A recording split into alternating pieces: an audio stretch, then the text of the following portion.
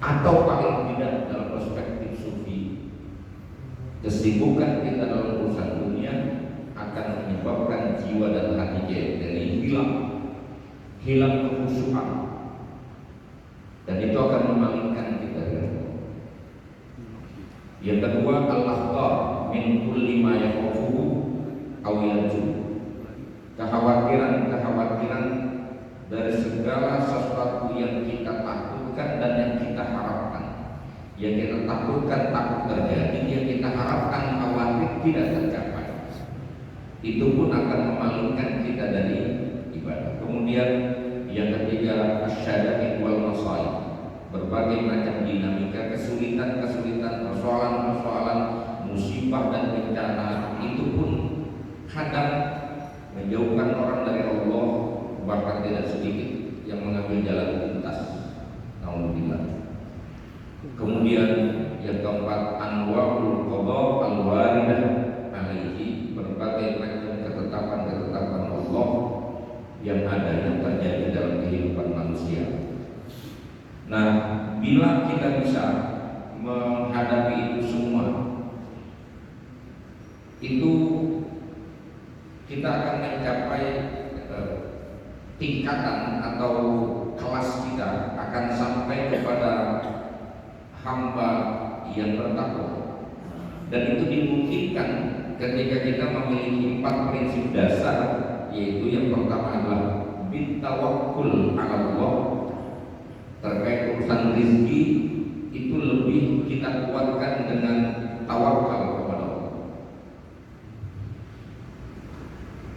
Terkait dengan al-akhtar, kekhawatiran dalam kehidupan kita itu bisa kita hadapi dengan bitafwid ilaihi azza wa jalla fi mawdi'il khatar, dengan berserah secara total kepada Allah, sehingga hidup ini tidak dibayangi oleh berbagai macam kekhawatiran, karena yang terjadi pasti akan terjadi. Lalu kemudian yang ketiga, ketika menghadapi berbagai macam kesulitan, bisabri inda nuzul syadad, menghadapinya dengan bersikap sabar. Dan yang keempat, birridha inda nuzulil qada, ridha ketika ketetapan Allah itu berlaku pada kita. Bila ini kita bisa dapatkan, bila ini selalu kita upayakan dengan sungguh-sungguh, maka masuklah kita pada kategori hamba yang bertakwa.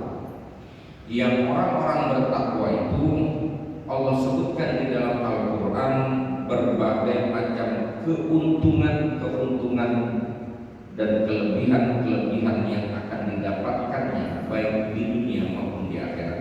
Sampai di situ sekarang yang kita membahas. Al-Imam Al-Ghazali dalam kitabnya ini menyebutkan beberapa keuntungan yang didapat oleh orang-orang yang bertakwa. Beliau katakan, wa ta'ammal ma'al Qur'an min dzikriha.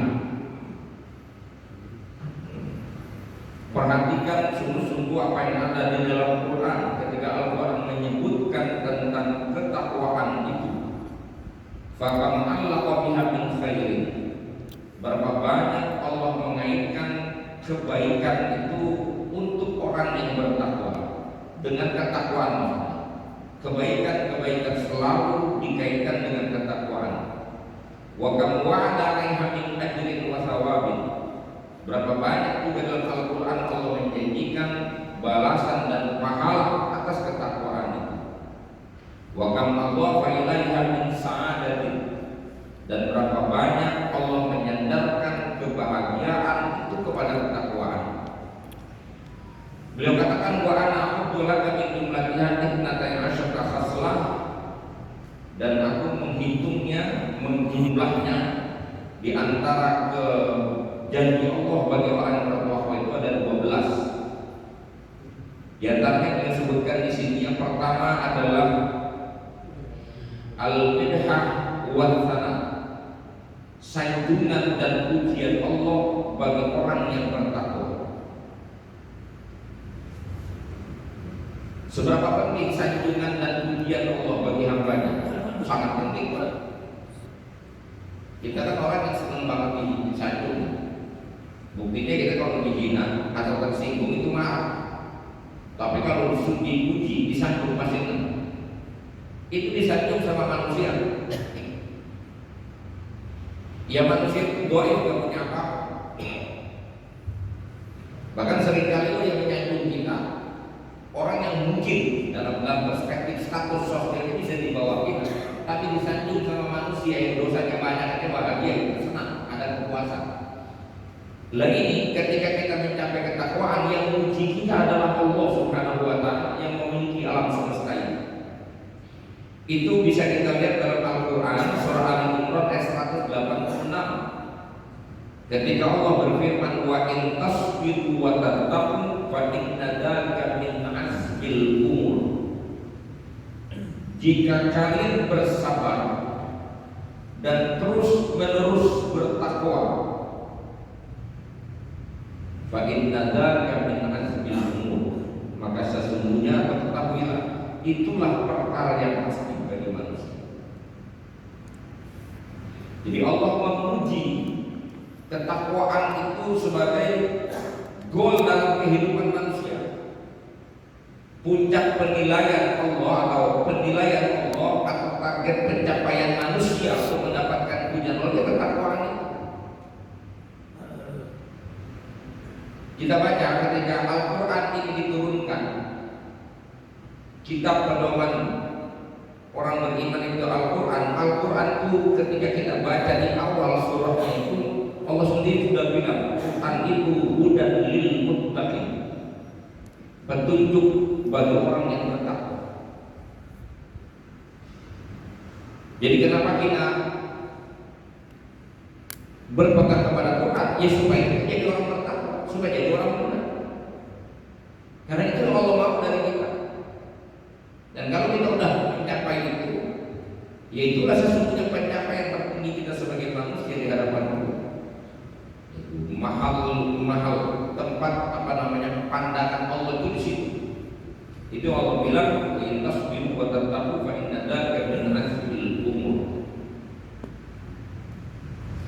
Dan manusia harus punya azam ke situ, harus punya tekad untuk menjadi orang pertama tuh harus punya. Enggak sekedar kita katakan dia saya Muslim, saya Islam, karena ada begini. Saya pernah dengar juga itu, bukan sekali dua kali sering ada orang ngaku Islam tapi hidup ya dengan caranya sendiri, bahkan bermasyarakat pun ogah. Tentang mungkin tinggal di satu kompleks sendiri sehingga enggan bergaul dengan orang lain. Bahasanya klise betul, kata dia, saya mah yang penting nggak ganggu orang. Sesederhana itu bahasanya. Hidup ini seolah hanya terjebak pada rutinitas dan steril betul. Stuck hidupnya dari rumah ke kantor, dari rumah ke tempat kerja, pulang sudah dia tidak berinteraksi dengan orang banyak. Kata dia penting saya tidak ganggu orang lain. Kalau sudah tidak mengganggu orang lain, apakah itu tujuan hidup yang Allah berikan kepada kita? Di mana Allah bilang wa ma khalaqul jinna wal insa illa liya'budun wa qala rabbuka lil malaikati inni ja'ilun fil ardi khalifah. Bagaimana bisa tercapai itu kalau hanya sekedar tidak mengganggu orang? Ya memang mengganggu orang tak boleh. Tapi beragama menjadi orang benar, hidup bukan sekedar tidak mengganggu orang. Jadi harus punya cita-cita kita tuh untuk jadi orang benar, bahasanya begitu. Yang namanya takwa itu. Nanti mumpung kita lagi ngomong cita-cita untuk jadi orang takwa, apa sih takwaan itu sebenarnya? Apa sih makna takwa? Kita sering dengar takwa itu secara simpel didefinisikan oleh para ulama, imtithalul awamir wa jinabun nawahi. Sikap di mana manusia menjunjung tinggi segala perintah Allah dan menjauhkan larangan Allah. Ketika orang sudah hidup pada form semacam ini, yaitulah orang bertakwa ini. Tapi seolah lebih rinci lagi, kita dapatkan riwayat Sayyidina Ali Karamallahu wajhah itu pernah menyampaikan 4 poin terpenting dari unsur ketakwaan. Yang pertama, al-khaufu ma'al jalil. Orang bertakwa itu orang yang di dalam dirinya ada rasa takut kepada Tuhan yang Maha Agung. Ada rasa khauf. Kalau bicara khauf itu persoalan nanti ada imbangannya itu aja, namanya penuh harap. Takut di sini karena memang dia tahu betul siapa dirinya, dia tahu betul kekuatan dirinya, betapa dia tidak berdaya di hadapan Tuhan. Ketika dia bisa melihat kebesaran Tuhan itu lewat pengamatan dan analisa alam semesta, maka kita diperintah oleh Allah selalu berpikir tentang kebesaran Allah, melihat kebesaran Allah dari apa yang terjadi di alam semesta ini. Ada 2 ayat yang menjadi objek kita. Ada ayat Qur'aniyah, ada ayat kauniyah. Ayat Quran firman Allah yang kita baca yang bisa menjadi dalil nakli. Ada ayat kauniyah, ayat alam semesta yang pada akhirnya akan menuntun kita pada satu kenyataan bahwa kita ini adalah makhluk yang dicipta oleh Allah dengan segala keterbatasan dan kekurangan. Dan di sana ada zat yang maha kuasa dengan segala kekuasaan. Sehingga manusia betul-betul mengakui Tuhan itu Allah sebagai Tuhannya, dan kemudian dia tunduk setunduk-tunduknya. Itu yang namanya al-khauf ma'al jalil. Tapi yang kedua, al-amal bil tanzil. Orang yang bertakwa itu adalah orang yang menyikapi atau bersikap dalam hidupnya itu al-amal atau mengerjakan, bekerja, berbuat, bersikap, bertindak berdasarkan wahyu. Namanya al-amal bil tanzil, berdasarkan wahyu. Kalau Allah sudah katakan haram, ya haram. Kalau Nabi sudah katakan wajib, ya wajib. Ketika disampaikan hukumnya sudah sami'na wa ata'na. Namanya al-amal bil tanzil. Perbuatan yang dilakukan atas kesadaran kebenaran mutlak dari Allah. Yang ketiga, ar-ridho bil qalil.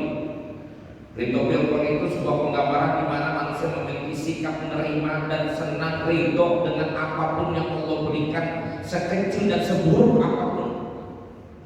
Karena kalau bicara keinginan, kita selalu inginnya yang enak-enak, inginnya banyak. Orang bertakwa itu sadar bahwa dia boleh punya keinginan, tapi di atas keinginan dia ada keinginan yang maha kuasa. Jadi yang terbaik bagi dia adalah menerima apa yang diinginkan oleh yang maha kuasa. Itu namanya ar-ridho bil qalil. Yang keempat, al-isti'dad li yaumir rahim. Mempersiapkan diri hidup di dunia ini bukan untuk sekarang, tapi menggunakan kesempatan hidup sebagai persiapan atau bekal untuk meraih keselamatan di hari kemudian. Orang yang punya visi 4 itu, yang visinya adalah menghambat Allah, misinya lewat 4 itu, itulah orang bertakwa. Kata Sayyidina Ali karamallahu wajhah. Itu untuk lebih memudahkan pemahaman kita tentang makna ketakwaan. Jadi kalau melihat dari situ, ketika kita melakukan sesuatu atas dasar suka dan tidak suka, berarti kita gagal di dalam takwa itu. Melakukan sesuatu dasarnya karena kita suka dan tidak suka, ya repot Pak. Jadi kebenaran itu kan bukan berlandaskan senang atau tidak senang. Kalau senang dan tidak senang, suka atau tidak suka, itu wadahnya nafsu, hawa. Tapi kalau bicara benar salah, itu dasarnya adalah akal sehat dan wahyu.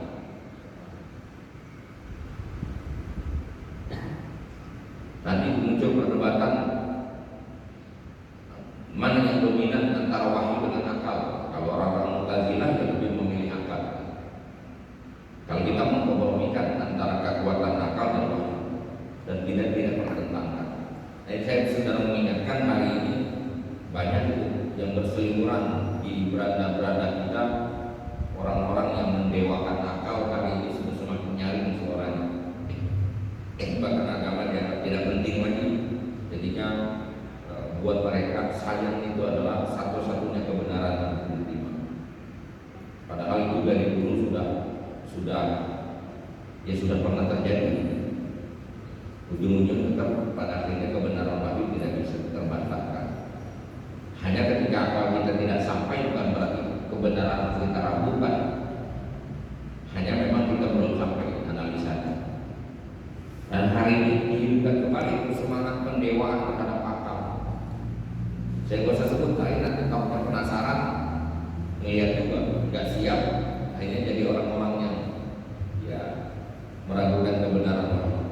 Karena dia sampai pada kesimpulan Tuhan itu bisa, kata dia Tuhan itu ada bagus, nggak ada juga nggak apa-apa. Kan paham itu. Kalau sudah kayak gini mau kemana? Dan semua diukur pada kebenaran ilmu. Padahal wafau kulli ilmin alim.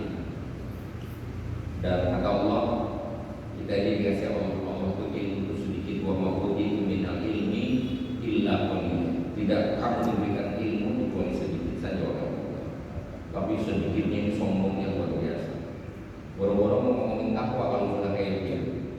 Ya, ketika wahyu sudah dibenturkan dengan akal, kita tidak akan pernah membenturkan wahyu dengan akal. Tapi keimanan kita kepada kebenaran wahyu itu mutlak. Itu nggak boleh digoyahkan. Dan kata mereka, itulah candu yang menyebabkan orang menolak ilmu pengetahuan.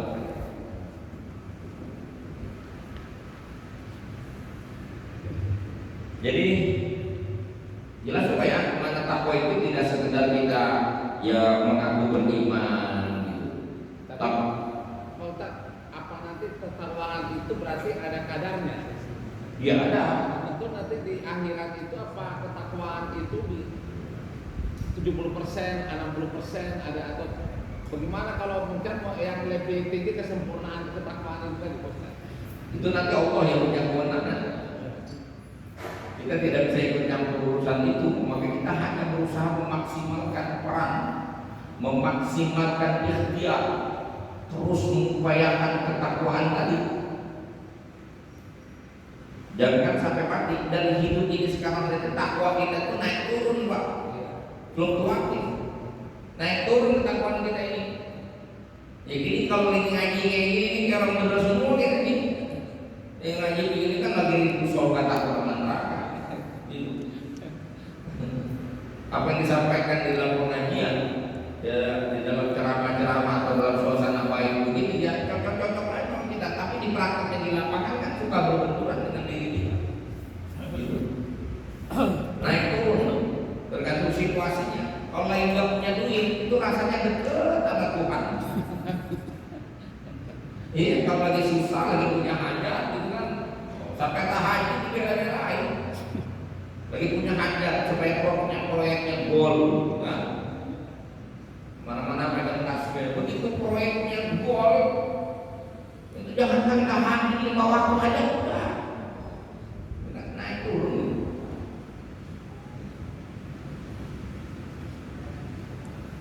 Nah, itu nanti kewenangannya Allah yang menilai. Makanya ada bahasanya di sana tuh, apa namanya, sakulat mawazinuhu wa huwa fi syadr radiyah wa amma man khaffat mawazinuhu wa ummuhu.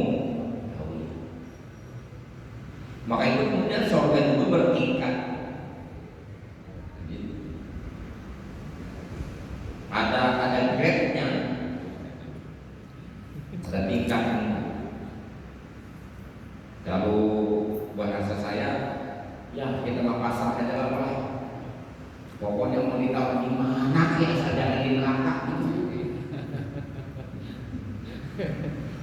Ya cuman kan jangan kebangetan juga kemudian untuk urusan yang kayak begini romannya kita down bener ya, harus optimis.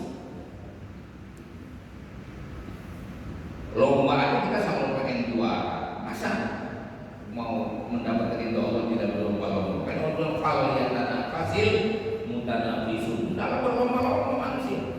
Sabiqu ila maghfiratin min rabbikum. Harus gerak, harus tanafus, berlomba dalam kebaikan. Nah kadarnya yang tahu Allah. Makanya kita selalu mengingatkan itu, kita ini ketika Nabi ajarkan kepada sahabatnya dalam sebuah riwayat kata Nabi ini buka fakul dua kulli salatin Allahumma inni ala dzikrika wa syukrika wa husni ibadah. Ya Allah, tolonglah aku, bantulah aku untuk selalu ingat kepadamu, wa husni wa syukrika, dan untuk selalu mampu bersyukur kepada atas nikmatmu, wa husni ibadah, bantu aku, tolong aku menjadi hambamu yang baik. Makanya nanti ada penjagaan Allah, himayah. Allah pelihara kita, Allah jaga kita. Ini termasuk ketika Allah kasih kita tuh kenikmatan duduk di masjid, ketika kita ada kenyamanan dalam ibadah, itu kan sebenarnya nikmat besar betul. Yang seringkali kita anggap itu biasa saja, padahal itu nikmat luar biasa. Orang yang udah pada mati pengen ngaji Pak. Makanya Imam Ghazali bilang kalau disuntuk-suntuk ke kuburan aja, ngobrol ke kuburan, tanya kalau hidup mau ngapain, kalau dikasih hidup lagi kira mau ngapain. Pas semuanya pengen ibadah. Loh, kita bisa ibadahnya alhamdulillah. Kemudian kita dijaga oleh Allah dari maksiat, alhamdulillah.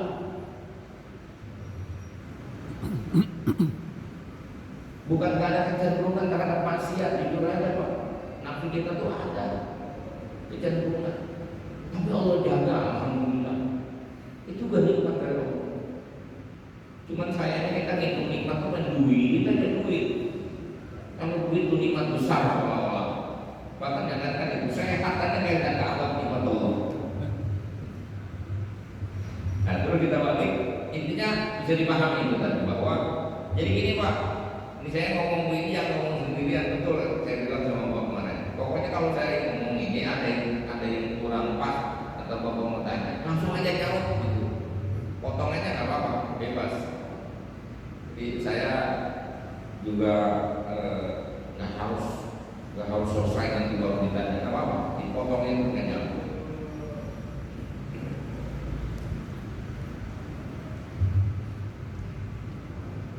Dan saya lanjut sekarang tentang faedah atau samaratul taqwa. Yang pertama tadi adalah ujian sanjungan dari Allah. Yang kedua al-hifzu wal hirasa minal a'da.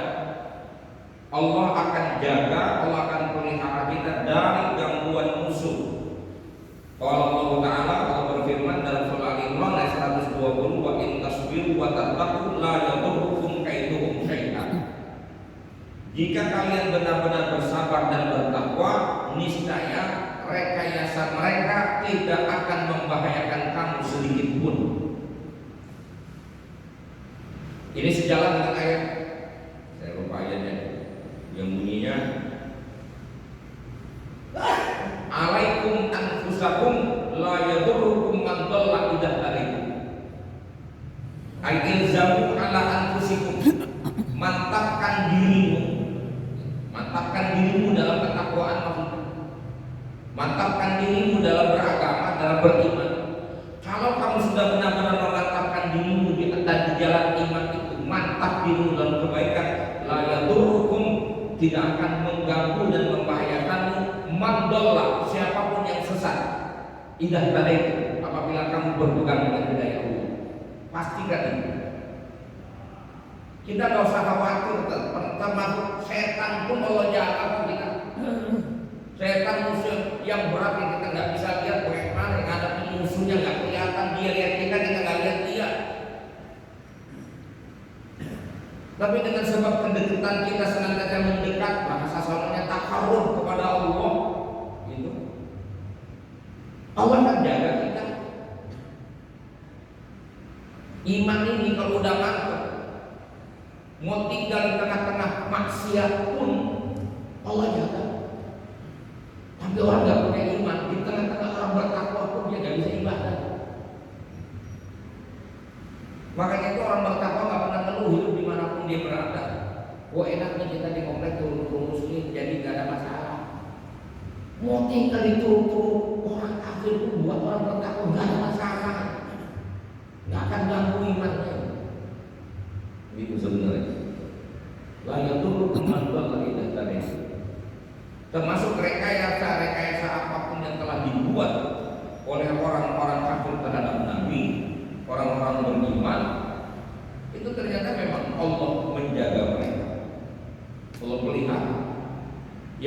terjadi hal-hal di luar yang diinginkan buat dia beriman, itu semua masuk dalam kategori ujian dari Allah. Itu dia mana. Yang ketiga, at-ta'id wa nusrah. Allah akan berikan kemantapan dan Allah akan berikan pertolongan. Innallaha ma'al ladzina taqaw wal ladzina hum muhsinun. Surah An-Nahl ayat 128. Allah katakan sesungguhnya Allah membersamai orang-orang yang bertakwa dan orang-orang yang senantiasa berbuat baik. Ma'iyah artinya membersamai. Kita sering dengar tuh Pak. Innallaha ma'as sabirin, sesungguhnya Allah bersama orang yang sabar gitu. Nah kalau saya kalau berubah cuma selalu ayatnya yang terakhir saya baca Innallaha ma'al ladzina taqaw wal ladzina hum muhsinun. Allah bersama orang-orang yang bertakwa. Allah bersama itu bukan membersamai secara fisik, karena Tuhan itu bukan jismun, ya bukan jismun wala jawharun wala aradun. Allah itu zat yang tidak bisa kita bilang dia berbentuk fisik dan juga bersifat seperti sifatnya benda. Tapi membersamai Allah dengan kita itu oleh ulama ditafsirkan ma'iyahnya Allah itu bin nasri wal amr. Jadi Allah bersama orang yang sabar artinya pertolongan Allah itu akan datang, akan diberikan kepada orang yang sabar. Innallaha ma'al ladzina taqaw, sesungguhnya pertolongan Allah, bantuan Allah, kemenangan Allah, pembelaan Allah itu akan diberikan kepada orang-orang yang bertakwa. Itu namanya makna ma'iyah.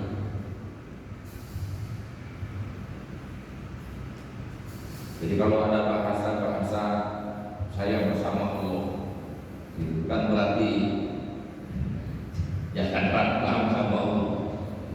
Di membersamai Allah, membersamai hamba-hambanya. Sama maknanya kalau orang di sepertiga malam itu Allah turun ke langit ila sama dunia, ke langit dunia turun. Lalu ditanya siapa? Allah berkata siapa yang bertobat maka aku akan terima tobatnya, siapa yang meminta aku akan kabulkan permintaan.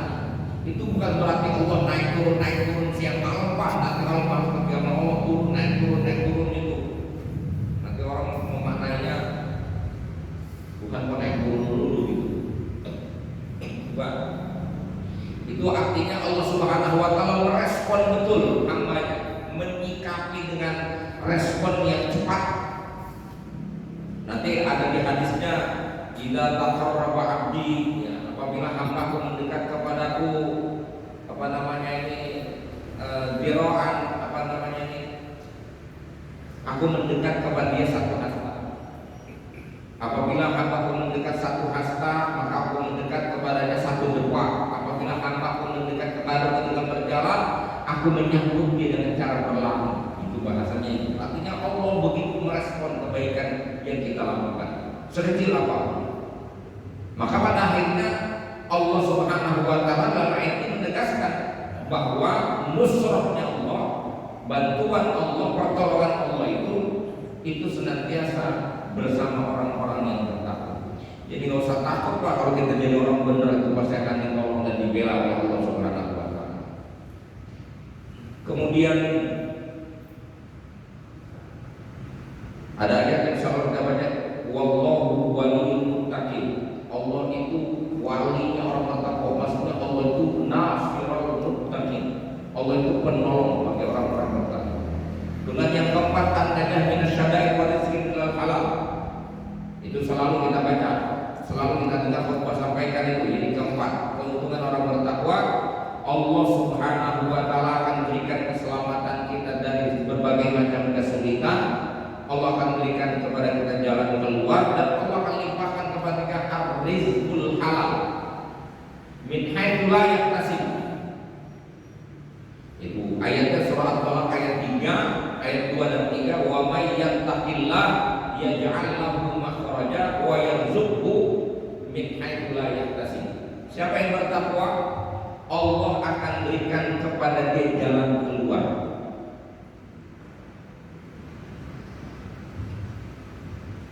Wa yarzuqhu min haitsu la yahtasib, dan Allah akan berikan kepadanya, Allah limpahkan kepadanya rezeki min haitsu la yahtasib, tanpa diduga-duga, di luar ekspektasi. Itu namanya rizqun mau'ud, Pak. Yang itu tidak diberikan oleh Allah kepada sembarang orang. Rizqun mau'ud itu khusus untuk orang-orang yang bertakwa saja.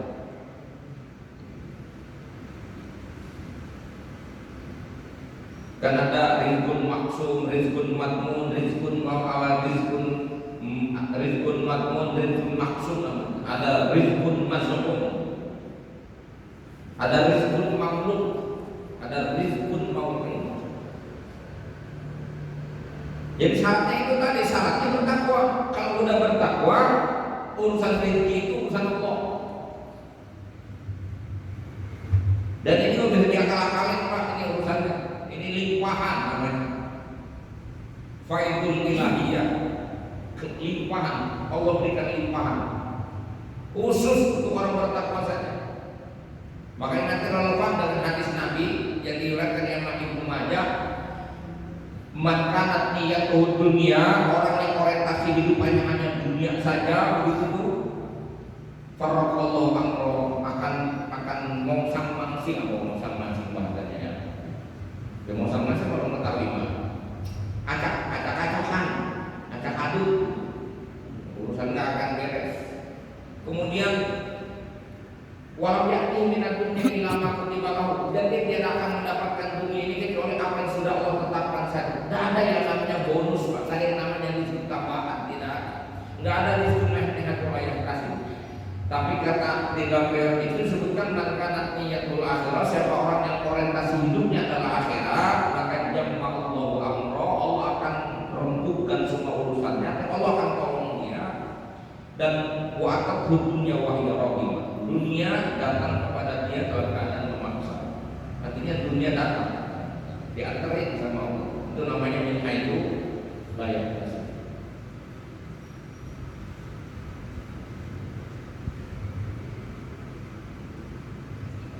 Kemudian yang kelima, islahul amal. Keuntungan orang yang bertakwa adalah islahul amal. Ayatnya, ya ayyuhalladzina amanu taqullaha wa qulu qawlan sadida yuslih lakum a'malakum. Wahai orang-orang beriman, bertakwalah kamu kepada Allah dan ucapkanlah kata-kata yang baik, niscaya Allah akan perbaiki amal perbuatanmu.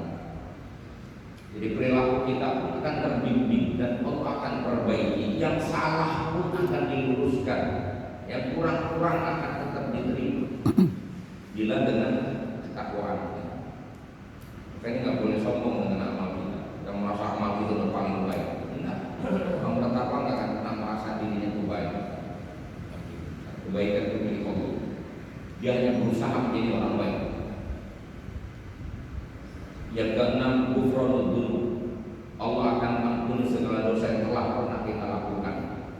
Allah firmankan, wa yaghfir lakum dzunubakum. Allah akan ampuni dosa-dosa kamu. Kita ini nggak ada yang pernah punya dosa. Semua kita punya sejarah hidup masing-masing. Tapi dengan upaya kita terus-menerus menjadi orang yang baik dan memperbaiki diri, maka Allah akan ampuni dosa-dosa kita. Ada dosa-dosa kecil yang memang tidak dosa-dosa kecil yang kemudian bisa dengan mudah diampuni oleh Allah. Dengan kita melakukan satu ibadah, dosa kita akan diampuni. Dari rumah bapak berangkat ke masjid ini, kata Nabi, satu langkah itu 10 kebaikan Allah beri, 10 derajat Allah angkat, 10 dosa Allah gugurkan. Pulang nanti dari sini, setiap langkah kita dapat 10 kebaikan Allah beri, 10 derajat diangkat, 10 dosa dalam setiap langkah. Bayangkan dari rumah kemarin berapa langkah, kali 10. Cuman jangan dihitung sampai melangkah ya. Artinya dengan amalan-amalan kebaikan, dosa-dosa kita terampuni. Kalau dosa besarnya harus melakukan pertobatan, dan taubat itu bagian daripada ketakwaan. Kemudian saya persingkat aja, nggak usah sebutin semua. Mahabbatullah, orang yang bertakwa pasti Allah cintai. Karena Allah yang bilang, fa innallaha yuhibbul muttaqin. Karena sesungguhnya Allah mencintai orang-orang yang bertakwa. Kemudian yang ke-8, al-qabul. Allah akan terima ibadahnya. Dalam Al-Quran surah Al-Maidah ayat 27 Allah firmankan, innama yataqabbalullahu minal muttaqin. Sesungguhnya yang Allah terima itu adalah amalan orang yang bertakwa. Yang Allah terima itu adalah amal perbuatan orang-orang yang bertakwa. Nah, di sini dalam salah satu unsur takwa terpenting, Pak, yang menentukan diterima tidaknya ibadah kita itu, di samping amalnya secara teknis harus benar, itu dengan ilmu. Yang kedua, niatnya mesti ikhlas. Yang ketiga, pelakunya menjauhkan diri dari barang haram, dan itu termasuk dengan takwa. Kalau kita ibadah tapi duitnya dari barang haram, coba bagaimana? Orang pergi haji, hartanya infaknya dari barang haram. Ketika dia mengucapkan labbaik Allahumma labbaik, malaikat dijawab tuh la labbaik wala sa'daik. Ya Allah, kau penuhi panggilanmu, terimalah ini aku datang memenuhi panggilanmu. Kata malaikat la labbaik wala sa'daik. Enggak ada yang terima, duitnya haram. Boleh nipe itu duit, boleh nipu. Tanah yang ente jual itu ada berapa meter tanah tetangga, patoknya ente pindahin. Ente sholat itu bajunya kemarin itu duitnya boleh beli, belinya itu dari uang yang nggak jelas. Makanan ente makanan haram, nggak bakal diterima. Ini bahayanya menyentuh barang haram. Saya pernah sebutkan di sini, belum. Bahayanya barang haram, Pak. Yang pertama, ibadah nggak bakal diterima. Itu ayatnya, innama yataqabbalullahu minal muttaqin. Kalau ada yang nyampur pada diri kita barang haram, ibadah kita, bapak kita merasa khusyuk kayak apa? Kadang-kadang akan mana bisa khusyuk juga, barang haram gimana mau khusyuk? Itu tidak diterima ibadah kita, doa tidak akan dijawab. Dan itu Nabi ceritakan, rajulun as'as aghbar. Ada seorang dengan pakaian yang lusuh, rambut yang kusut, dekil kumel, yamuddu yadayhi ila sama. Dia menengadahkan tangan ke langit, wa yaqulu ya Rabb, sambil dia berkata ya Tuhan, ya Allah, ya Tuhanku. Dia minta kepada Allah. Kata Nabi, wa mat'amuhu haram, sedangkan makanan dari barang haram. Wa malbasuhu haram, pakaian yang dia pakai dari barang haram. Wa ghudhiya bil haram, diberikan makan pun dari barang haram. Anna yustajabu lah. Bagaimana mungkin doanya dijawab oleh Allah? Yang ketiga, bahayanya barang haram itu apa? Berefek pada perilaku. Itu dalam kitab Fathul Nufus disebutkan, idza akaltal haram asaitallaha syi'ta am abaida. Apabila kau memakan menyentuh barang haram, maka efeknya, ujungnya, endingnya, turunannya kau akan maksiat kepada Allah. Syi'ta am abaida, mau atau tidak, itu akan memudahkan langkahmu untuk maksiat. Sebaliknya, wa idza akal al halal, apabila kau hanya memakan yang halal, mengambil yang halal, maka atok Allah syi'ta am abaida, kau akan bisa taat, kau akan menjadi orang taat, kau akan mampu ibadah. Syi'ta am abaida, mau ataupun tidak, efek turunannya yang halal itu akan memudahkan dan meringankan langkah kita untuk menjadi orang baik. Yang keempat, di bahaya yang paling menakutkan dan tidak bisa lagi kita balik. Kalau yang tiga itu masih kita bisa perbaiki dari sekarang. Yang empat ini Pak, kata Nabi, kullu lahmin nabata minas sobat, setiap daging yang tumbuh dari barang yang haram, fannar aula bihi, maka nerakalah yang paling pantas dengannya. Jadi kita makan dari barang haram, jadi darah kita, dari daging kita jadi kuku, jadi tulang, jadi rambut. Maka kata Nabi, fannar aula bihi, nerakalah yang paling pantas untuknya. Ngeri Pak. Tapi Ustaz, kenapa masih banyak orang yang misalnya para koruptor masih hidupnya masih nyaman aja gitu ya? Nyaman kata kita Pak, belum tentu hatinya nyaman. Iya,